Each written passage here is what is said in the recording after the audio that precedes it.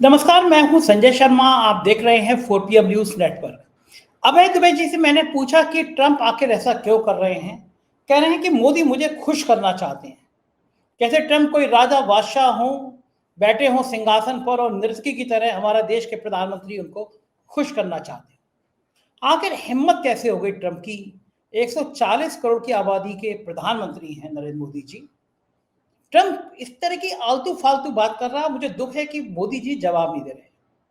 अभय दुबे जी से मैंने राजनीति के इस पहलू को जानना चाहा कि आखिर कौन सी नस दबी हुई है सरकार की, प्रधानमंत्री की, कि ट्रंप के आगे बोल नहीं रहे हैं। मैं ज्यादा कुछ बोलूंगा तो सरकार नाराज हो जाएगी। पिछले दिनों मुझ पर बहुत कार्रवाई करने के प्रेशर बनाए गए, मंत्रालय से शिकायत की गई, मंत्रालय ने मुझसे जवाब तलब किया, मेरे यूट्यूब को मेरे खिलाफ लिखा, मेरे कुछ वीडियो हटवाए। लंबी कहानी है, बहुत जल्दी आपको पूरी कहानी बताऊंगा। तो मैं फिलहाल मैंने अभय जी से कहा कि अगर मैं ज्यादा कुछ अभी पोल खोल दूंगा तो फिर मंत्रालय पीछे लग जाएगा इस वीडियो को भी हटवाने में। जैसे कुछ वीडियो हटवा दिए, चैनल को एकदम डाउन करा दिया गया यूट्यूब से कह के। जो सब मेरे 8-9-10 हजार सब्सक्राइबर रोज बढ़ते थे उन्हें कम किया गया, व्यूअरशिप कम की गई। सरकार को 4PM बहुत बुरी तरह से सताता है। खैर जाने दीजिए। एक खुशखबरी ये है कि 4PM ने आपके अपने चैनल ने 4PM फिल्म शुरू कर दी है, शॉर्ट फिल्में बनाना शुरू कर दिया है। ये बराबर में लोगो देख रहे हैं, 4PM फिल्म्स का है। नीचे डिस्क्रिप्शन है, आप इसमें जाइए, 4PM फिल्म्स को ज्वाइन करिए। घर बैठे एक ऐतिहासिक शानदार शानदार फिल्म देखिए। एक थोड़ी देर को खबरों से हटेंगे तो अच्छा लगेगा। मुझे यकीन है मेरे इस हौसले को बढ़ाने के लिए आप नीचे क्लिक पे जाके नीचे जाएंगे, वहां पे 4PM फिल्म्स होगा, उसको बटन को दबाएंगे, 4PM खुलेगा, फिल्म्स को ज्वाइन करेंगे, सब्सक्राइब करेंगे। आते हैं आज की बड़ी खबरों पर। अभय दुबे जी से मैंने पूछा कि उत्तराखंड उबल रहा है और प्रधानमंत्री और बीजेपी खामोश है। योगी आदित्यनाथ दिल्ली पहुंचे, मोदी और शाह से क्या यूपी में कुछ बड़ा घटनाक्रम होने जा रहा है। तमाम बातों के लिए मैं ले चलता हूं अभय दुबे जी के पास। आपसे रिक्वेस्ट है, चैनल को सब्सक्राइब करिए, ज्वाइन करिए। चलते हैं अभय दुबे के पास। 4PM न्यूज नेटवर्क में बहुत बहुत स्वागत है अभय दुबे जी आपका। हम लोग पढ़ते थे, कॉमिक्स आती थी चाचा चौधरी की, संग में रहते थे साबू। चाचा चौधरी अपना दिमाग चलाते थे, साबू अपना लठ चलाते थे। दुनिया के एक नए साबू बन गए हैं ट्रंप। एक तरफ वो शांति का नोबेल पुरस्कार चाहते हैं, दूसरी तरफ देश में बाकी देशों के तेलों पर कब्जा करना चाहते हैं। वेनेजुएला के राष्ट्रपति को परिवार सहित बांध के ले गए। एक कहावत कही जाती है गांव में, बड़ी खराब सी कहावत है कि गरीब की जोरू सबकी भौजाई। ट्रंप जहां जिस देश में मना रहा है उस देश में गुंडागर्दी कर रहे हैं। उनको यूक्रेन सही लगता है लेकिन वेनेजुएला खराब लगता है। दुनिया में जहां चाहते हैं वो अपनी दादागिरी दिखाने में जुट जाते हैं। ये बात अलग है कि ईरान जैसा देश उनके पसीने ला देता है, झुकता नहीं है और फिर बाद में उन्हें खुद झुकना पड़ता है।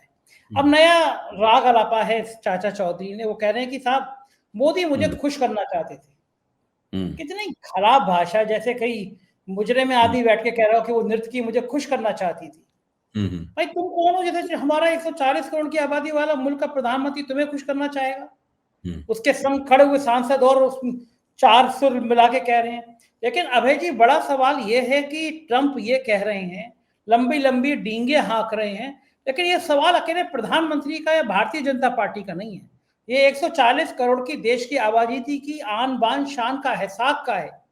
ट्रंप के इन बातों का माकूल जवाब क्यों नहीं दे रहे हमारे प्रधानमंत्री के। झूठ बोल रहे हो, हम तुम्हें क्यों खुश करेंगे।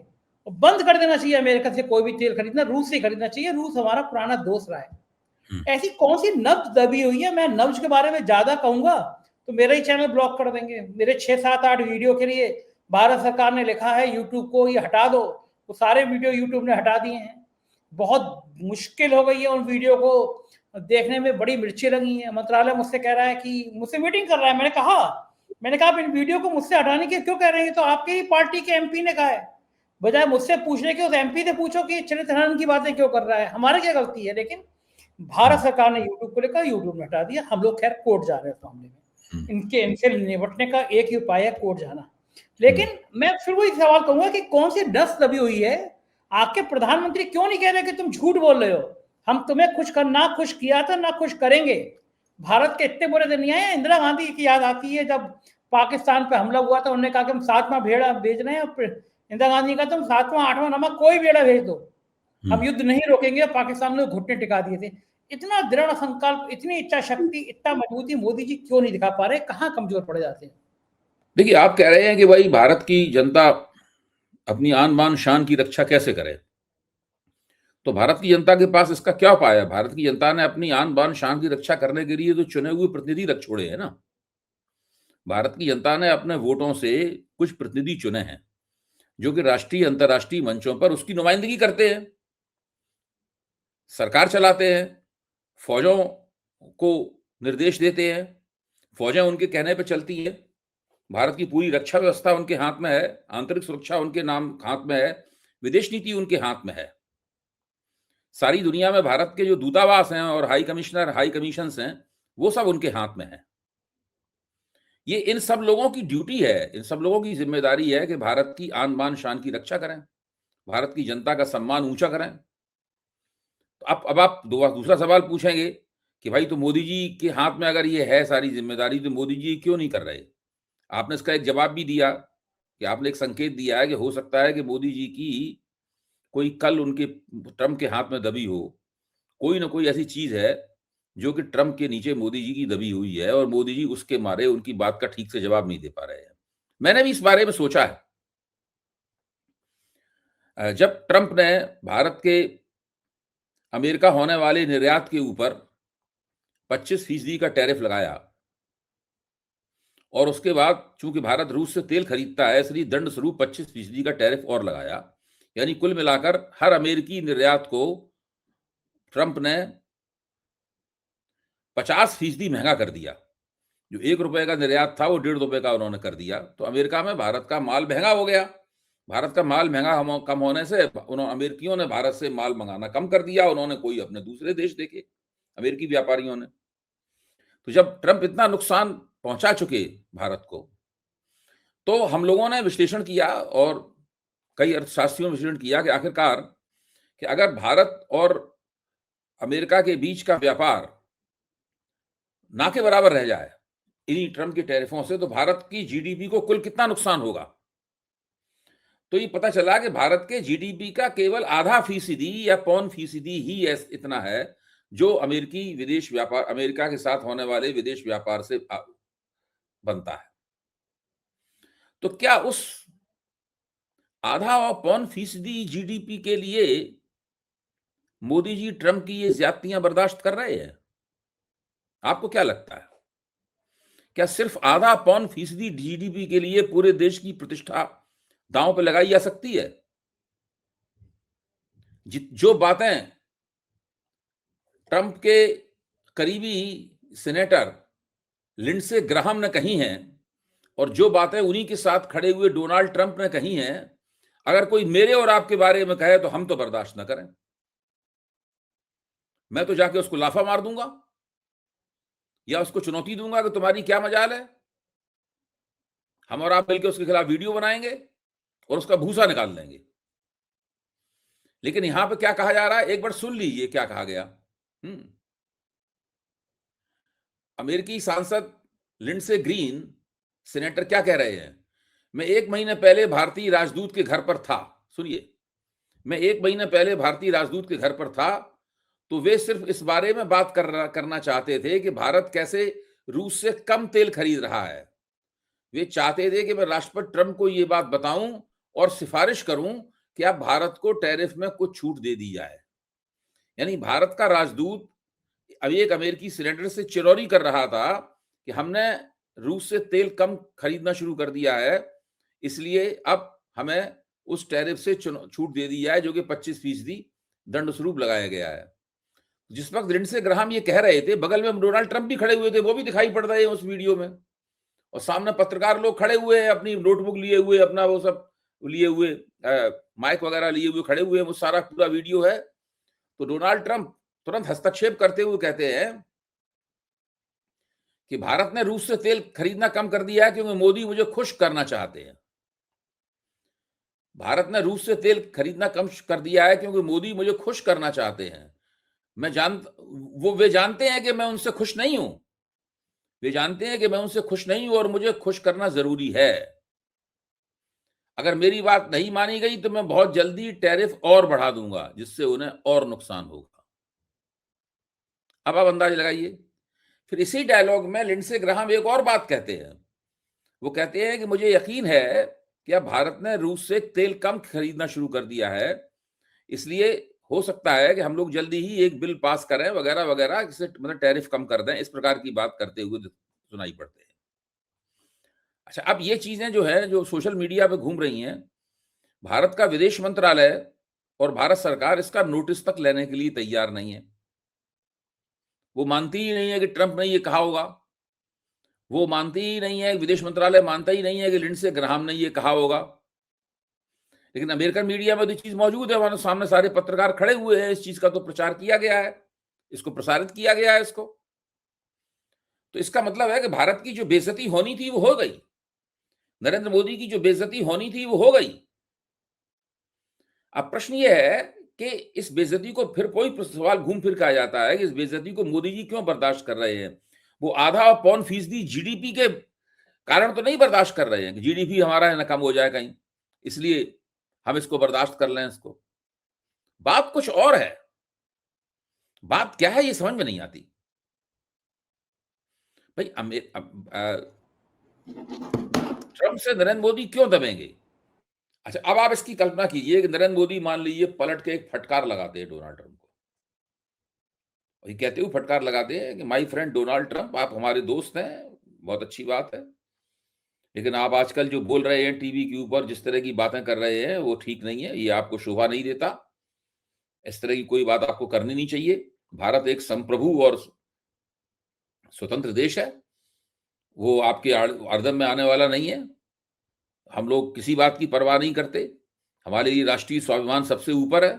और आप इस तरह की झूठ बातें बोलना शुरू कीजिए, इस तरह का झूठ बोलना बंद कीजिए, झूठा प्रचार करना बंद कर दीजिए। ये सब बातें मोदी जी पलट के बोल सकते हैं, तो उस स्थिति में ट्रंप क्या कर लेंगे भारत का, बताइए भाई। उन्होंने ज्यादा से ज्यादा 50% टैरिफ लगाने थे, लगा दिए, और उस पर 25 लगा देंगे, 75% कर देंगे। वहां तो वैसे ही भारत का माल ना के बराबर खरीदा जा रहा है, क्या कर देंगे? भारत अमेरिका से कोई बहुत ज्यादा बड़े पैमाने पर हथियार खरीदता नहीं है, खरीदता है लेकिन ऐसे हथियार नहीं है इसकी वजह से भारत का काम ना चले। भारत तो रूस, हथियारों के मामले में रूस पे ज्यादा निर्भर है, और जैसे ही ट्रंप नाखुश होते हैं भारत से, तो ही भारत उनके लगाए हुए प्रतिबंधों की परवाह करना बंद कर देगा, और रूस से जितने बड़े पैमाने पर तेल खरीद रहा था उतने बड़े पैमाने पर तेल खरीदने लगेगा। तो फिर मजबूरी क्या है? फिर क्यों मजबूरी है? फिर क्यों डर यही रहे तो हैं? मैं फिर भी क्यों सवाल डर? उठा रहा हूं कि इसकी जासूसी करनी पड़ेगी, थोड़ा पता लगाना पड़ेगा कि भाई मजबूरी क्या है। ये सही है। अब तक तो देखिए मोदी जी और अभी शाह क्या, साहब भी, अब तक देखिए मोदी और शाह ही आप एक बात जासूसी समझिए, करते थे। एक बात अबे समझिए जी, कि पिछले 2 साल अबे में जी, अबे जी, एक मिनट, एक मिनट। जी मेरा जी बड़ा महत्वपूर्ण बात यह है कि अब तक मोदी जी और शाह साहब ही जासूसी करने में माहिर माने जाते थे, अब आप भी जासूसी करेंगे? करनी पड़ेगी ना। जो सवाल समझ में नहीं आ रहा उसके तथ्यों को कैसे पता लगाएं? सरकार तो देगी नहीं वही पता। मोदी की नहीं कहेंगे भाई इस वजह से हम नहीं कर रहे, ट्रंप भी नहीं कहेंगे इस वजह से नहीं हो रहा है, तो क्या बात है भाई। आप ये देखिए कि पिछले 2 साल में भारत ने 10 से 15 अरब रुपए की बचत की है, 15 अरब डॉलर की बचत की है, क्योंकि वो रूस से तेल खरीद रहा था। 2022-23 में रूस ने भारत को करीब 15% के आसपास डिस्काउंट दिया। उसके अगले साल 23-24 में भारत को उसने और डिस्काउंट दिया। इसकी वजह से भारत को इतनी ज्यादा बचत हुई। रूसी तेल की दूसरी बात ये होती है कि वो हैवी क्रूड की श्रेणी में आता है, भारी क्रूड की श्रेणी में आता है, और भारत की जो रिफाइनरियां हैं, भारत के जो शोध यंत्र हैं, वो उस जब रूस से लिए हुए हैवी क्रूड को शोधित करते हैं, उसको शुद्ध करते हैं, तो उससे बड़े पैमाने पर डीजल पैदा होता है उससे। जबकि अमेरिकी तेल जो है वो लाइट क्रूड की श्रेणी में आता है। भारत जब उसको शोधित करेगा तो उसमें बड़े पैमाने पर गैस और नेफ्ता पैदा होगा, उससे डीजल नहीं पैदा होगा उससे। आप समझ रहे हैं ना। और दूसरे, भारत की जो टेक्नोलॉजी है और भारत की जो रिफाइनरीज हैं, उसमें भारी तेल को प्रोसेस करने की काबिलियत ज्यादा है। इसी तरह वेनेजुएला में जो तेल जो भारत लेता था, उसमें भी वही उसी तरह का तेल है, ऐसा रूस का तेल है। यहां तक कि अरब देशों का तेल भी उसी किस्म का है। अब इसमें क्या है कि इसमें इसके हर चीज के दूरगामी प्रभाव होते हैं। जैसे कि मान लीजिए रूस से भारत ने इस बार कम तेल लिया अमेरिकी दबाव में। अमेरिका से अभी तेल लेना इसलिए शुरू नहीं हुआ कि भारत जानता है अमेरिका का तेल महंगा है और उसकी क्वालिटी अलग है, उसको करने के लिए नई रिफाइनरियां बनाने पड़ेंगी, उसमें अरबों डॉलर का खर्चा आएगा। तो भारत की निर्भरता तेल के लेने के मामले में सऊदी अरब पे, संयुक्त अरब अमीरात पे, इन पे ज्यादा बढ़ गई। तो उन्होंने ज्यादा तेल सप्लाई करना शुरू किया। ज्यादा तेल सप्लाई करेंगे तो वो ज्यादा पैसा मांगेंगे मार्केट में। तेल की ज्यादा तेल सप्लाई करेंगे, तेल की कमी होगी, तेल के दाम और बढ़ेंगे। तो हर तरह से वेनेजुएला पे आक्रमण हुआ तो तेल के दाम बढ़ेंगे। रूस से आपने तेल नहीं खरीदा तो तेल के दाम बढ़ेंगे। ज्यादा तेल आपने अरब देशों से खरीदा तो तेल के दाम बढ़ेंगे। हर हालत में तेल के दाम बढ़ेंगे अगर मौजूदा ऑयल इकोनॉमी को डिस्टर्ब किया गया।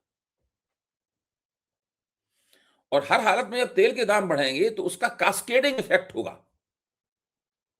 जैसे ठीक फव्वारा बात है। होता है ना, कास्केड हुआ, हाँ उसका हाँ, इफेक्ट इन होगा, हर सब चीज पे उसका असर होगा। बिल्कुल ठीक है, बिल्कुल ठीक बात है। ये अमेरिका और भारत के रिश्ते टिपिकल बात कर रहे हैं, लेकिन कुछ देश की राजनीति की बात भी कर लूं। उत्तराखंड उबल रहा है। ऐसा लग रहा है मोदी और शाह को याद ही नहीं है कि एक हारे हुए विधायक को मुख्यमंत्री बनाने का परिणाम कितना खतरनाक होता जा रहा है। भारतीय जनता पार्टी के मंडल अध्यक्ष रो रो के गाली दे रही है पार्टी को, कह रही तू ऐसी पार्टी पर। लोग हंसियां लेके निकल पड़े कि आओ हम तुम्हें बताते हैं कि सर्विस कैसे दी जाती है। मुझे लगता है कि मैंने बहुत सालों से महिलाओं का इतना गुस्सा नहीं देखा। सबको लग रहा है कि मानो हमारी बेटी के साथ ये सब कुछ हो गया। इतनी बीभत्स घटना हो गई, हजारों लोग सड़कों पर हैं और उत्तराखंड के मुख्यमंत्री को लगता है कि उन्होंने 1,000 करोड़ रुपए मीडिया को बांट दिया तो मीडिया बोलेगा ही नहीं। और वाकई में मीडिया घटना को बड़ा छुपा के, बड़ा दबा के, बड़ा लो प्रोफाइल ये शो कर रहा है कि जिससे ये खबर ना आए। लेकिन अभी जी बड़ा सवाल ये है कि अगर इस तरह की खबरें दबाई जाएंगी, इस तरह की खबरें छुपाई जाएंगी, तो क्या लगता है सोशल मीडिया के जमाने में ये खबर छुप जाएगी, दब जाएगी? देखिए, कोई ना कुछ कोई बात तो ऐसी होगी जो सामने आएगी और फिर वो बहुत खतरनाक होगी। आखिर उत्तराखंड में ये जो हो रहा है उससे ये आंखें बंद करके क्यों बैठे हुए, क्या लगता है आपको? और परिणाम क्या होंगे? ये आंदोलन, बड़ा आंदोलन बढ़ जाएगा? पूर्वोत्तर राज्य अलग भड़क रहे हैं, उत्तराखंड में आंधी अलग चल रही है, ये सब चीजें क्या बता रही है? देखिए, कुछ खबरें ऐसी होती हैं जो दबाई नहीं दबती हैं। कुछ जनसंतोष ऐसे होते हैं जो इस बात पर निर्भर नहीं होते हैं कि टीवी पे उन्हें दिखाया जा रहा है या नहीं दिखाया जा रहा है। ये ठीक है, मोदी जी का गोदी गोदी मीडिया जो है ये चुन सकता है कि हम फलानी खबर दिखाएंगे, फलानी खबर नहीं दिखाएंगे। वो चुन सकता है। और सोशल मीडिया की पहुंच जो है वो उतनी नहीं है जितनी की गोदी मीडिया की पहुंच है। लेकिन उत्तराखंड में जो अंकिता भंडारी की हत्या हुई और उसमें जो लोग फंसे हुए हैं, बीजेपी के बड़े नेता फंसे हुए हैं उसके अंदर, और उन सबको बचाने की कोशिश हो रही है। और आंदोलन लगातार पहले से ज्यादा और उग्र होता जा रहा है, जनता के बीच में और लगातार फैलता जा रहा है। इस बात को पुष्कर सिंह धामी भी जानते हैं। अभी जब वो दिल्ली आए तो उन्हें पत्रकारों ने घेर लिया। पत्रकारों ने उनसे पूछा तो उन्होंने कुछ जवाब नहीं दिया, चुपचाप खड़े रहे, सिर नीचे झुकाया और वहां से बिना कुछ कहे हुए चले गए। उनका वो चेहरा टीवी टीवी जरूर दिखाई दिया कि पुष्कर सिंह धामी ने किसी बात का जवाब नहीं दिया। अच्छा, टीवी पे जो बड़े बड़े विज्ञापन देते हैं वो तो बिल्कुल पत्रकारों को पटाने की कोशिश है, जनता का उसके ऊपर कोई असर नहीं होता। अगर टीवी पे दिए गए बड़े बड़े विज्ञापनों की बात होती तो मोदी जी 2024 में चुनाव नहीं हारते, बहुमत नहीं हारते। वो तो उन्होंने बहुत विज्ञापन दिए थे, उनसे ज्यादा कोई विज्ञापन दे नहीं सकता है। बहुत बहुत विज्ञापन देने वाली पार्टियां चुनाव हार जाती हैं, बीजेपी हो चाहे कोई और पार्टी हो। चुनाव जब हारना होता, जनता हराती जिताती है, विज्ञापन हराते जिताते नहीं है। मेरा मानना यह है कि ये अंकिता भंडारी वाली हत्या जो है, जो बीजेपी की सत्ता में आने के बाद में जो एक लंपटपन का कोहराम सारे देश में मचा है, जिसमें बीजेपी के बहुत से नेता खुलेआम शामिल पाए जाते हैं और जिस प्रकार की चरित्रहीनता दिखाई पड़ रही है, जिस तरीके से चारों तरफ फलाने नेताओं का नाम चल रहा है कि ये वो उसके साथ है, वो उसके साथ है, कानाफूसी की खबरें लगातार आती आती रहती हैं। मैं तो कभी भी इनके नाम नहीं लेता कि अब तो प्रमाण ना हो, नाम नहीं लेना चाहिए, कि मेरे कानों में खबरें लगातार पड़ती रहती हैं। ये जो पूरा माहौल बना हुआ है, इस माहौल से बहुत उत्तराखंड में भारतीय जनता पार्टी को जबरदस्त और भयानक राजनीतिक नुकसान हो रहा है। और चूंकि ये लोग हस्तक्षेप नहीं कर रहे आला कमान की तरफ से, दोषियों को सजा दिलाने के लिए कोई उपाय करते हुए नहीं दिखाई पड़ रहे हैं और सोच रहे हैं कि धीरे धीरे करके लोग थक जाएंगे, मांग करते करते थक जाएंगे, घरों में जाके बैठ जाएंगे और इनकी गाड़ी पहले की तरीके से आराम से चलती रहेगी। ये 4 लेन बनाते रहेंगे और पहाड़ धसकते रहेंगे, पर्यावरण से उत्तराखंड बर्बाद होता रहेगा। ये सारी प्रक्रिया चलती रहेगी। अगर ये सब मानते हैं तो ये गलतफहमी में है। भले ही आंदोलन कुछ दिनों बाद थक के बंद हो जाए, लेकिन लोगों के मन में इन लोगों के प्रति गुस्सा स्थायी रूप से बैठ जाएगा और वो चुनाव में निकलेगा। देखिए, उत्तराखंड एक ऐसा राज्य है जिसने अभी से नहीं, मैं ये मानता हूं कि उत्तराखंड में भारतीय जनता पार्टी का समर्थन आधार शायद देश के किसी भी अन्य राज्य के मुकाबले पुराना और स्थायी किस्म का है। उत्तराखंड में आपको बहुत ना के बराबर दलित मिलेंगे। आपको आबादी का प्रतिशत में ना के बराबर दलित हैं, ना के बराबर ओबीसी है उत्तराखंड में। उत्तराखंड में ना के बराबर मुसलमान है। उत्तराखंड मुख्य तौर पर विप्र भूमि है, मतलब ब्राह्मण ठाकुरों का प्रदेश है उत्तराखंड। भारतीय जनता पार्टी के प्रति बहुत स्वाभाविक रूप से उस प्रदेश के अंदर आकर्षण है। उत्तराखंड से आए हुए बहुत सारे अफसर और बहुत सारे फौजी अफसर नरेंद्र मोदी के जमाने में बड़ी ऊंचाइयों पर पहुंचे। उनमें बिपिन रावत एक थे, जनरल बिपिन रावत एक थे, जिनको सीडीएस बनाया गया था। अजित डोभाल भी उत्तराखंड से आते हैं। तो उत्तराखंडियों का मोदी सरकार के साथ में एक अंतरंग संबंध है। वो लोग मोदी सरकार को हमेशा समर्थन करते रहे। बहुत समर्थन है बीजेपी का उत्तराखंड। ऐसे में कम से कम अगर मणिपुर जब जलता रहा और मोदी जी ने मणिपुर की तरफ नजर भी नहीं फेरी, तो कम से कम उत्तराखंड की तरफ तो फेरनी चाहिए। अब उत्तराखंड जल रहा है, मणिपुर की भांति ही जल रहा है। अब ऐसे जिस तरह मणिपुर की उपेक्षा की, उस तरह उत्तराखंड की उपेक्षा तो नहीं करनी चाहिए। मणिपुर तो छोड़ दीजिए, उत्तर पूर्व का एक राज्य है, कि उत्तराखंड तो बिल्कुल बीजेपी में जिन बिरादरियों के लोग बीजेपी पे हावी है, उन्हीं बिरादरियों का प्रांत है उत्तराखंड। तो उत्तराखंड की तरफ तो मोदी जी को अपनी नजर डालनी चाहिए और उत्तराखंड को तो इंसाफ दिलाना चाहिए। एक महत्वपूर्ण बात यह भी है कि उत्तर प्रदेश की राजनीति बहुत नई नई अंगड़ाई ले रही है। दिल्ली और योगी आदित्यनाथ के बीच रिश्ते अच्छे नहीं हैं, सब जानते हैं। अब योगी आदित्यनाथ दिल्ली पहुंचे हैं, उन्होंने प्रधानमंत्री और अमित शाह दोनों से मुलाकात की है। ये अच्छा संकेत है कि पार्टी के नेता के आपस में बातचीत और मुलाकात हो। लेकिन ये वो तब पहुंचे हैं, दोनों डिप्टी सीएम ब्रजेश पाठक और केशव मौर्य भी बताया जाता है दिल्ली में। आप सोचो, एक ही जहाज से आ रहे हैं। अगर अच्छा हो कि जब प्राइम मिनिस्टर से, होम मिनिस्टर से मान लो उत्तर प्रदेश के मंत्रिमंडल विस्तार की बात करनी है या उत्तर प्रदेश के विकास की बात करनी है, तो उसी चार्टर में योगी जी आ जाए, उसी में दोनों डिप्टी सीएम बैठ के आ जाए। इसका मतलब ये तो दिल्ली के अंदर मठ के अलग अलग केंद्र है ना। एक में केशव मौर्य और ब्रजेश पाठक दोनों एक तराजू में बैठेंगे और एक तराजू में योगी आदित्यनाथ बैठेंगे, और तुला जो है, वो जो कमान जो है, वो दिल्ली के हाथ में होगी। आपको लग रहा है कि उत्तर प्रदेश में कुछ बड़ा राजनीतिक घटनाक्रम घट सकता है? ये जो बार बार खासतौर से कोडिन भैया वाला मामला, धनंजय सिंह वाला मामला जिस तरह से लगातार तूल पकड़ गया और धनंजय सिंह के खिलाफ कोई पुलिस जांच भी नहीं हुई, उसे बता दिया कि योगी आदित्यनाथ के ऊपर ये भूत सवार है कि वो एक ठाकुर नेता के रूप में स्थापित हो जाएं भारतीय जनता पार्टी के अंदर राजनाथ सिंह की जगह। क्या लगता है कि उत्तर प्रदेश की राजनीति में कोई बड़ा घटनाक्रम हो सकता है? देखिए, होने के लिए कुछ भी हो सकता है, लेकिन अभी जो मुझे लग रहा है, मेरा जो आकलन है वो मैं आपके सामने रखने जा रहा हूं। मेरा मानना है कि इस वक्त नरेंद्र मोदी और अमित शाह योगी आदित्यनाथ के साथ मिलकर बीच का रास्ता निकालना चाहते हैं। इस वक्त इसलिए बीच का रास्ता निकालना चाहते हैं कि उन्हें चुनाव लड़ना है। वो समझ चुके हैं कि योगी आदित्यनाथ को अब हटाया नहीं जा सकता। हटाना फिलहाल योगी आदित्यनाथ को लगभग नामुमकिन है।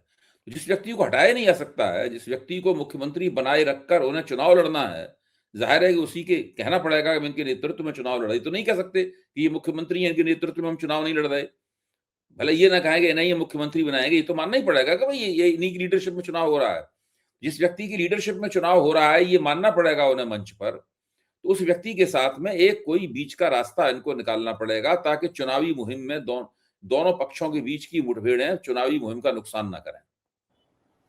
उत्तर प्रदेश का चुनाव जीतना है भाजपा को। किस तरह जीतना है इसका एक अंदाजा हम लोगों को है। हम लोग इसका आकलन 4PM के दर्शकों को बता चुके हैं कई बार। कम से कम बहुमत तो आना ही चाहिए, बहुमत से ज्यादा ना आ पाए इसकी कोशिश है। और इसके लिए पूरी तिकड़म की जा रही है, SIR के जरिए पूरी तिकड़म की जा रही है और उस तिकड़म को योगी आदित्यनाथ अच्छी तरीके से समझ रहे हैं। इसीलिए उनके पिछले दिनों जो वक्तव्य आए वो इसी तरफ इशारा थे कि अगर उत्तर प्रदेश में सीटें कम मिलती हैं भारतीय जनता पार्टी को तो वो ठीकरा उनके दरवाजे बिना फूटे, वो संगठन के दरवाजे फूटे। इसीलिए उन्होंने नए नवनिर्वाचित अध्यक्ष जो थे उनके सामने ही कहा कि 4 करोड़ वोट कट रहे हैं, जाइए सब लोगों को भेजिए, कार्यकर्ताओं को, उन वोटों को बचाएं। ठीक बात है, तो बड़ी हाँ, इंपॉर्टेंट बात ये सारी तिकड़म चल रही है उसमें। मेरे ख्याल से ये बीच का रास्ता निकालने की ये कोशिश है, क्योंकि भाजपा में एक प्रवृत्ति है कि जो भी आपसी विवाद हो वो कम से कम चुनाव की अवधि में वो उसको कोशिश करते हैं उन आपसी विवादों को चुनावी मुहिम पर हावी ना होने दिया जाए।